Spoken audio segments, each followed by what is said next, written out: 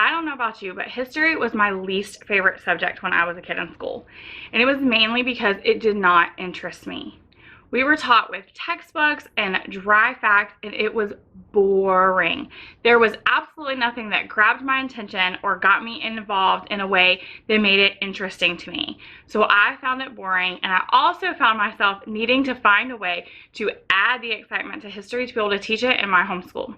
And I found that these history pockets were a great way to do that because they bring history to life. The Evan Moor History Pockets help history come alive for students and children with engaging, hands-on, interactive projects. Each book comes with interesting and accurate historical information, along with helpful illustrations, maps, charts, and timelines. There is a sure fit for any topic that you may be studying in your homeschool. For grades 1 through 3, they have ancient civilizations, life in Plymouth Colony, and Native Americans. For grades 4 through 6, they have the American Civil War, the American Revolution, ancient Rome, ancient Egypt, ancient Greece, colonial America, explorers of North America, and moving west. One of the things I personally loved about the history pockets is that it required so few materials. We really only used glue, color pencils, and construction paper. To make the pockets, you use a 12 by 18 sheet of construction paper and you fold the bottom 6 inches up and staple it along the right side. You then bind it on the left with whatever binding tool that you choose.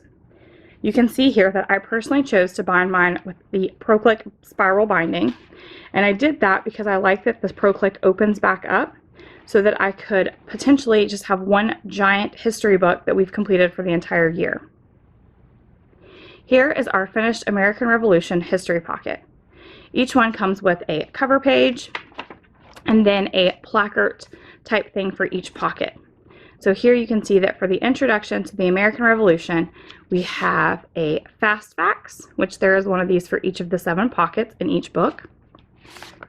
We also have a timeline here of the American Revolution. We have a little mini book that is choosing sides. So there's the different sides and what they were called. Then we have a map of the 13 colonies that she labeled. An example of another pocket we have is the causes of the war. Again, like I mentioned, the fast facts for each of the 7 pockets. Then we have these cool things like this is a pop-up book about the Boston Massacre. This is a small mini book about the join or die and what she thought that meant. And then this awesome little ship or boat in the waves that talks about the Boston Tea Party.